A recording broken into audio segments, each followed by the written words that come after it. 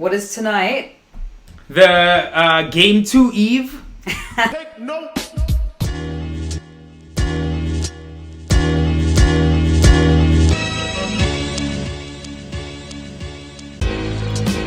Big Beach.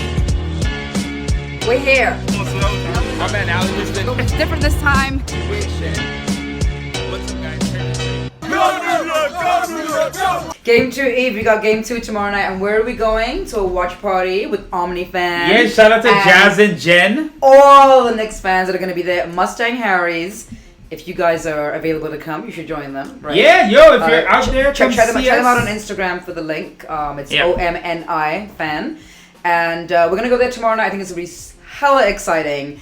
And I know you have some news for me because I had a really crazy busy day. Monday's usually my busy day. My face is swollen. I'm dealing with allergies. I want to scratch my eyes out right now.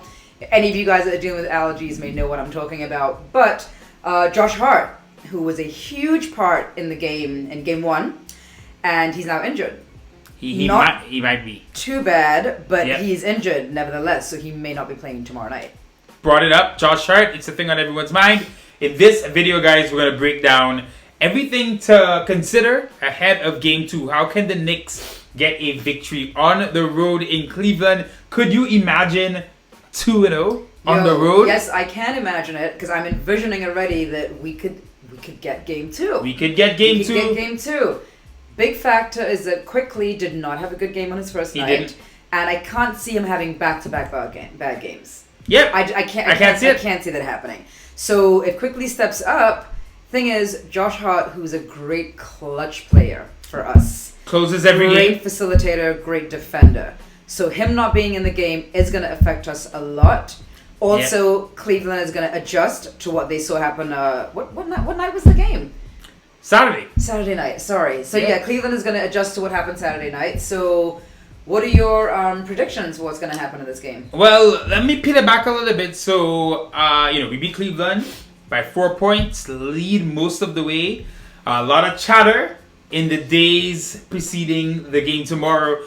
Cleveland fans talking about the refs, saying this, that, the other. But the main thing that's been discussed is physicality, right?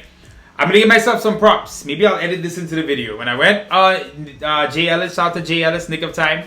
When I went on his show, we did an Avengers podcast with a lot of people. And the first question came to me, asked me what was the key to the series. And I said, physicality, energy, right? You got to get out there, get after it. And the Knicks did that.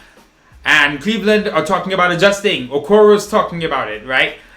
Jared Allen is talking about it. They're talking about adjusting to the physicality. It was a lot of physicality. The big bad Knicks, right? The funny thing is, while that is true, the Knicks weren't even, to me, the Knicks weren't giving any extra physicality than we normally do. The thing is, I think we're such a tough team, default.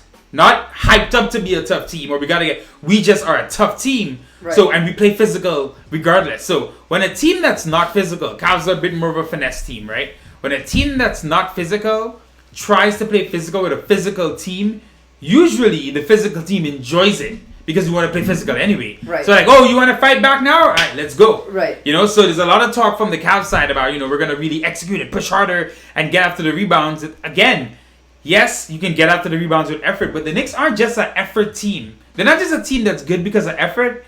The reason we're so good this year is we have the effort, but we're also just naturally and very talented at certain things. Certain guy, Josh Hart, is just an incredible rebounder. You know what I mean? Listen to those words. You just said we're naturally very talented. I love it. We're a talented team. We're talented. So it'll be interesting to see. They're gonna come out tomorrow night. They have to win tomorrow. They have to win tomorrow because we beat them on their home court in Game 1. So they're embarrassed right now. Yeah. For us, I feel like we should be like, oh, we beat them in their home court in Game 1. We can do it again. We definitely can. It's going to be harder. Josh Hart is doubtful, as we kind of alluded to at the beginning of this. So certainly, I definitely think we can. We're going in there. We're playing with house money. I think the guys should play pretty free. Because they already got the win. We don't have to win in Cleveland again. We can just win home games, right? I keep saying that. So just knowing that, obviously you're going to focus, you're going to play hard.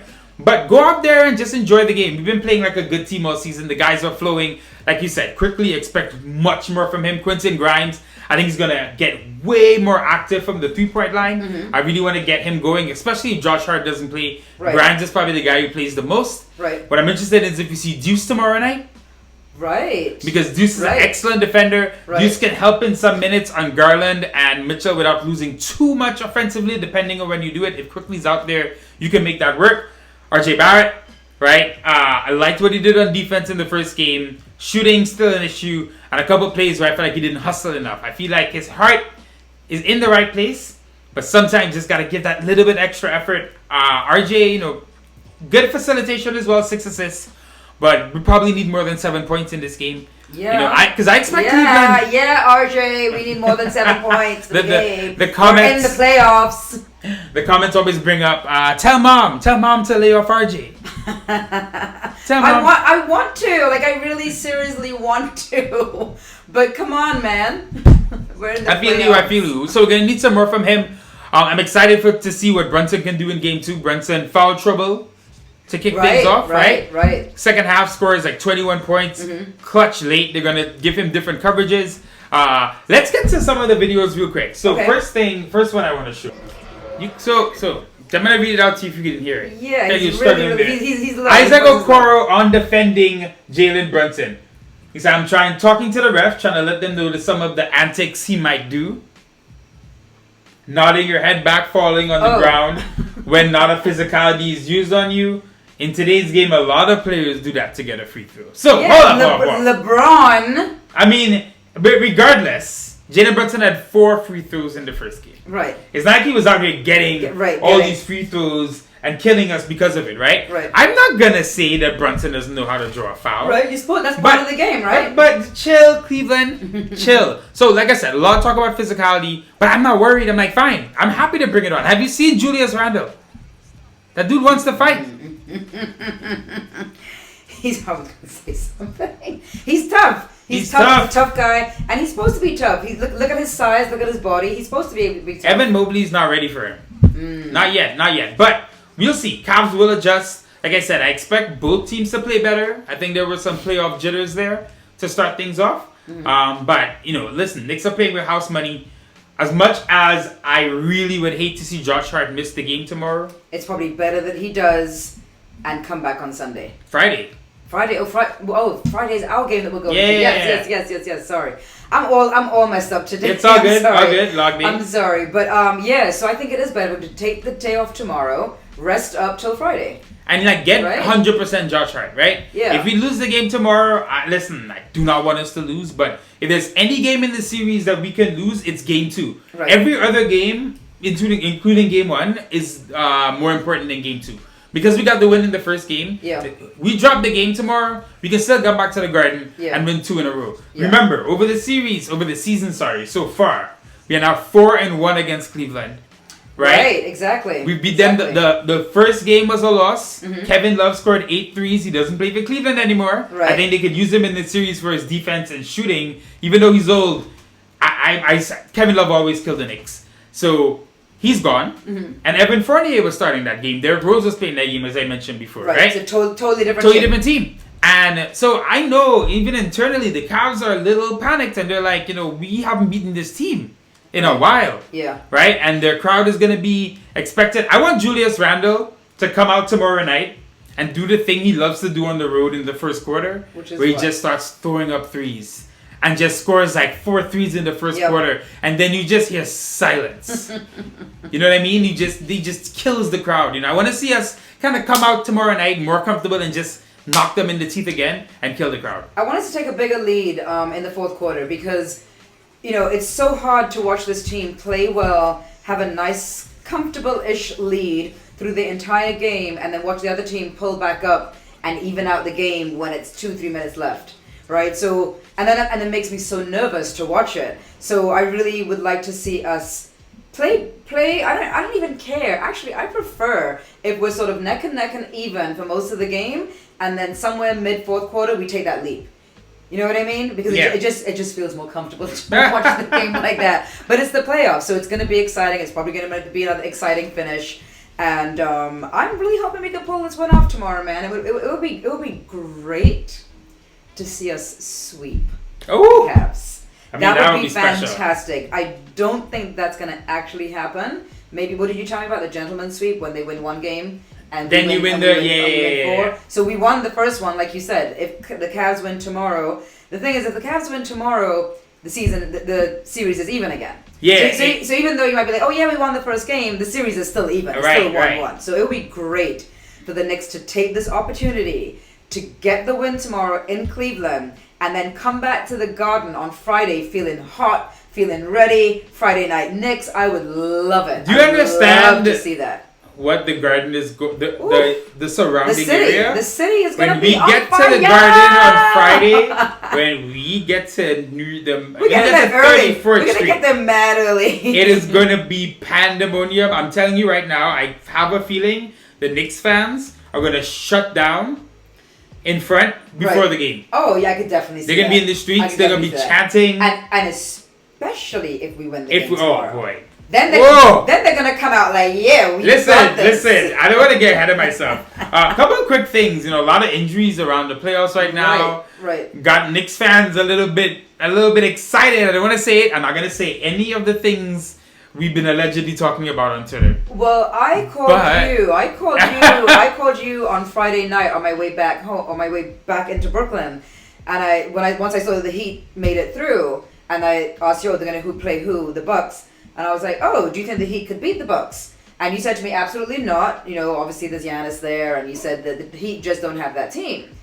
Jimmy Butler is the reason that I even said that in the first place, because I feel that he is that player. They made it down to the not to the final. What did they make it to? But they were in the finals, during the pandemic, yeah. Right? They made it to the finals. So he is one of those guys who plays so tough and is up for the challenge and can play crunch minutes and can play in those high pressure games. So when I saw the Heat, and I have to watch the highlights, beat the Bucks last night. Yeah. They played. I'm like, oh. And then today you told me that Giannis is injured. He's injured. Probably play game 2. Back contusion. Okay. He fell hard on his back. Okay. But listen, I feel you. Playoff Jimmy Butler's a beast. Yep. Jimmy Butler would be a great missing piece on the Knicks, by the way. I have always thought about it. I've never said it out loud, but I've always thought that. Know? But he reminds me of Randall. But I think they will play off each other. We're not doing that, right? Yeah. Let me stop. I'm sorry, guys. Regardless, listen, you never know, right? So Harrell goes down. That's a big loss for the Heat. Like, a lot more pressure on Jimmy now to just keep doing it, but he has shouldered that load before. So we will see. So tomorrow night, well, like I said, I expect the Cavs to just come out very aggressive, like over the top aggressive. What I'm interested in seeing is if the Knicks can kind of use that energy against them. Mm-hmm. Because sometimes you can be so hyped up and so aggressive that you're also not focusing. Right. Right? Like, for example, there was a play in the last game where Randall was actually very aggressive, double teaming Karis LeVert. Mm-hmm. Karis LeVert was against Quickly, got into the lane. Randall double teams him, but leaves Darius Garland wide open for a 3. Right. Darius Garland's one of the best 3-point shooters on this team. So I can't remember what number he's shooting in the league, but he's a very good 3-point shooter. He gets an open shot. Randall didn't need to double. Right. He should have been more. In his mind, this is the thing. It's an effort play to double. Mm-hmm. It's not like Randall was being lazy. Yeah. He was like, I'm going to do the right thing. I'm going to double. Yeah. But he moved over there, forgot about Garland. They get a 3-pointer. If Karis LeVert had scored, it's 2 points versus him leaving that guy free. So sometimes in a way, I don't know if that's a best example, but sometimes in a way, your over-aggression can work against you if the other team is experienced and smart about it. And I think the Knicks have the kind of team that's going to see Cleveland try to come out and push them around and not fall for the antics, exert themselves because we're a tough team, but also use it against them, right? And maybe catch them just not focusing mentally. Okay. I'm really hoping for a big game from Grimes, from Quickly, from Brunson, and RJ as well. I definitely want to see Quickly bounce back. I think not just for us, but for him.